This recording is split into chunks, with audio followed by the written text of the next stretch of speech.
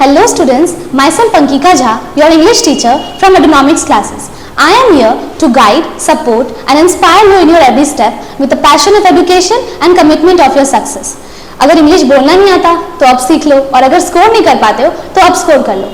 आज हम main topic क्या पढ़ेंगे? इंग्लिश सीखने का मेन टॉपिक होता है पार्ट ऑफ स्पीच। तो what is part of speech? Part of speech is a category of word in which word functions grammatically in a sentence. So there are 8 parts of speech. So the first one is noun, pronoun, adverb, verb, adjective, conjunctions, interjections and prepositions. So let's see in the video how it all functions. Hello students, तो आज हम पढ़ने वाले हैं language. ठीक है, तो language के लिए सबसे इंपॉर्टेंट चीज क्या है? लैंग्वेज का मेन इंपॉर्टेंट चीज है एक सेंटेंस, क्योंकि जब भी हम कोई बात करते हैं तो पहले हम एक सेंटेंस से शुरू करते हैं। सेंटेंस कैसे बनेगा? सेंटेंस बनता है वर्ड से, और वर्ड किस चीज से बनता है? वर्ड लेटर से बनता है। अगर हम लोग गौर से सोचे तो जो लेटर आई है वो भी अपने आप में एक वर्ड है। अगर हम एक एग्जाम्पल से आपको समझाएं तो जैसे अगर हम एग्जाम्पल ले लेते हैं आई एम प्लेइंग, तो आई जो लेटर है वो वर्ड भी है और एक अल्फाबेट भी है। ठीक है, तो अब सेंटेंस किस तरीके से बनता है? सेंटेंस का कुछ पार्ट्स ऑफ स्पीच होता है। तो पार्ट्स ऑफ स्पीच जो है वो 8 पार्ट्स में डिवाइडेड है। सो स्टूडेंट्स, पहला पार्ट ऑफ स्पीच क्या होता है? नाउन। तो नाउन क्या होता है? Noun is used to represent animal, place, thing या person. How animal? Animal for example cat, dog, lion, tiger, तो ये सब जो एनिमल्स का नाम होता है ये हम एज ए नाउन यूज कर सकते हैं। और प्लेस मान लीजिए India, New York, London, Germany, whatever it is, तो वो सारा हमारा नाउन प्लेस के टर्म में आएगा। और थिंग क्या होता है? थिंग हम कैसे यूज कर सकते हैं? मान लीजिए for example book, table, chair, pen, pencil etcetera, ये सब जो भी है। और पर्सन क्या है? फॉर एग्जाम्पल मेरा नाम अंकिका है, तो मेरा नाम एज अ हम नाउन वो रिप्रेजेंट करता है। यहाँ पे एक एग्जाम्पल लिखा हुआ है, राहुल लिव्स इन न्यूयॉर्क। तो जो राहुल नाम है यहाँ पे राहुल नाम क्या रिप्रेजेंट करता है? Noun as a person. और जो यहाँ पे प्लेस का नाम लिखा हुआ है न्यूयॉर्क, ये न्यूयॉर्क क्या रिप्रेजेंट करता है? Noun as a place. ठीक है, तो ये था आपका नाउन। सो दूसरा पार्ट ऑफ स्पीच क्या है? प्रोनाउन। प्रोनाउन क्या होता है? प्रोनाउन हम नाउन के जगह पे यूज करते हैं, used in place of noun. जैसे मान लीजिए एग्जांपल, अगर हम एक सेंटेंस, एक पूरा एक पैराग्राफ का एग्जांपल ले कि Rahul is in India, Rahul loves to drink milk, Rahul is dancing, तो हम बार बार तो राहुल राहुल नहीं बोल सकते ना, तो उसकी जगह पे हम कुछ प्रोनाउन यूज करेंगे। प्रोनाउन कैसा होता है? ही, शी, इट, ये सारा ही चीज जो होता है ये हम प्रोनाउन, ये प्रोनाउन होता है। प्रोनाउन कब यूज करते हैं? नाउन के जगह पे। जैसे मान लीजिए यहाँ पे लिखा हुआ था राहुल लिव्स इन न्यूयॉर्क, दूसरे लाइन में हम क्या लिखेंगे? ही। राहुल की जगह पे हम क्या लिख देंगे? ही, क्योंकि ये लड़का है तो ही होगा, आप लोगों को पता ही होगा ये चीज। दूसरा यहाँ पे एक सेंटेंस लिखा हुआ है, शी फाउंड हर बुक, तो यहाँ पे इसका नाम कुछ और था, नाउन के जगह पे हम प्रोनाउन यूज किए हैं शी। शी एक प्रोनाउन है, ठीक है, और हर भी प्रोनाउन आएगा, लेकिन प्रोनाउंस का बहुत सारा टाइप्स होता है, तो हर प्रोनाउन के डिफरेंट टाइप्स के ग्रुप में आएगा, जो हम लोग नेक्स्ट चैप्टर में पढ़ेंगे। ठीक है, तो यहाँ पे शी जो है ये हमारा प्रोनाउन है। प्रोनाउन कौन सा? Second part of speech. Third part of speech क्या होता है? वर्ब। वर्ब क्या होता है? वर्ब एक एक्शन होता है। So what is verb? Which defines or describes any noun।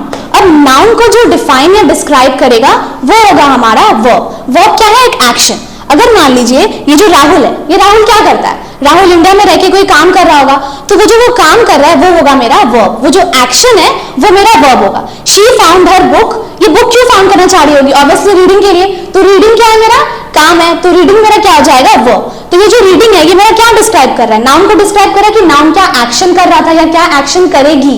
ठीक है, तो वो हो जाएगा मेरा वर्ब। यहाँ पे एक एग्जांपल लिखा हुआ है, शी इज डांसिंग, तो ये क्या काम कर रही है? ये डांस कर रही है, तो डांसिंग मेरा क्या हो जाएगा? वर्ब। तो जो वर्ब है वो थर्ड पार्ट ऑफ स्पीच है। फोर्थ पार्ट ऑफ स्पीच क्या होता है? एडवर्ब्स। तो एडवर्ब क्या है? ये वर्ब्स को मॉडिफाई करता है, कंफ्यूज नहीं होना। एडवर्ब्स क्या होता है? वर्ब को जो मॉडिफाई कर रहा होता है वो होता है एडवर्ब। मान लीजिए वो जो डांसिंग था वो डांस कैसा करती है, तो वो जैसा डांस करती है, अच्छा बुरा जो भी, तो वो मेरा होगा एडवर्ब। यहाँ पे क्या लिखा है? मॉडिफाई और डिस्क्राइब्स द वर्ब। इसका एग्जांपल एक लिखा हुआ है, ही सिंग्स नाइसली, तो ये जो लड़का है ये गाना गाता है, तो जो सिंग है ये मेरा क्या हो जाएगा? ये मेरा वर्ब हो जाएगा। लेकिन ये वर्ब का जो ये जो सिंग्स है वर्ब, ये मॉडिफाई क्या कर रहा है? ये कैसा गाना गाता है? नाइसली, तो ये मेरा क्या हो जाएगा? एडवर्ब्स। ठीक है, तो एडवर्ब क्या होता है?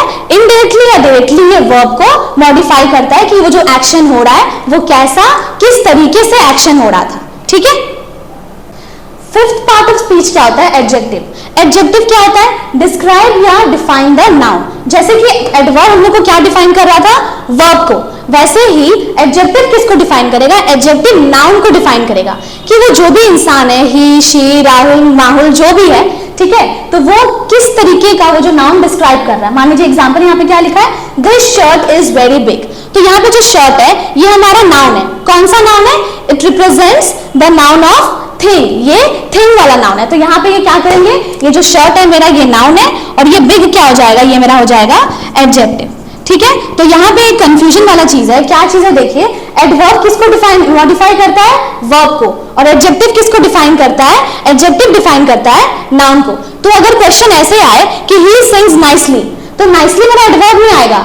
लेकिन जो क्वेश्चन था this shirt is very big, big मेरा कहाँ आएगा? एडजेक्टिव, क्योंकि ये जो बिग है वो नाउन को मॉडिफाई कर रहा है और इसमें जो नाइसली था वो मेरा वर्ब को मॉडिफाई कर रहा था। ठीक है, तो एडजेक्टिव और एडवर्ब में कंफ्यूज नहीं होना।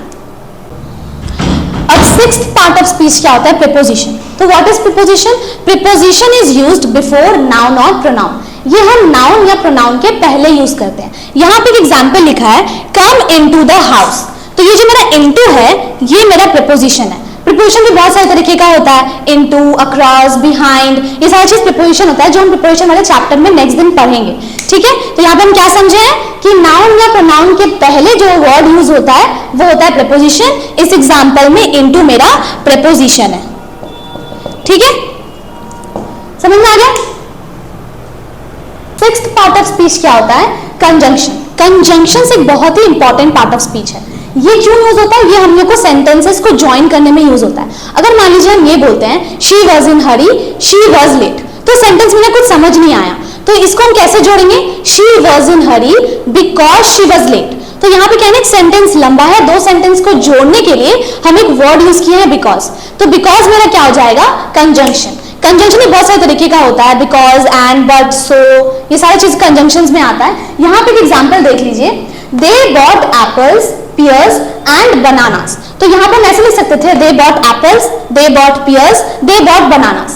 तो हम बार बार तो सेंटेंस में नहीं लिखेंगे ना, इसलिए हम उसकी जगह पे क्या यूज करेंगे? they bought apples, pears and bananas। ठीक है, तो ये मेरा कंजंक्शंस है। कंजंक्शंस इसी को यूज होता है। यहाँ पे मेरा एंड क्या है? कंजंक्शन। कंजंक्शन बहुत ही इंपॉर्टेंट है।